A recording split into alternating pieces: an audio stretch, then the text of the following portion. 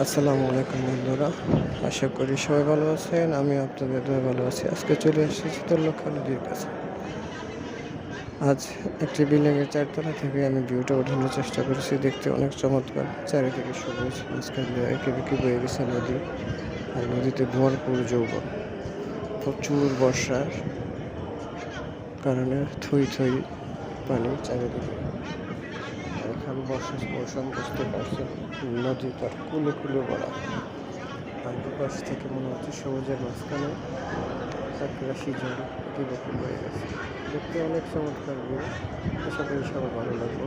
যদি ভালো লাগে তাহলে পাশে থাকবে, সাপোর্ট করবেন, লাইক কমেন্ট শেয়ার করবেন। আপনাদের কমেন্ট, লাইক, শেয়ার এর মাধ্যমে আমি অনুপ্রেরণা পাবো, নতুন নতুন ভিডিও দেওয়ার চেষ্টা করবো।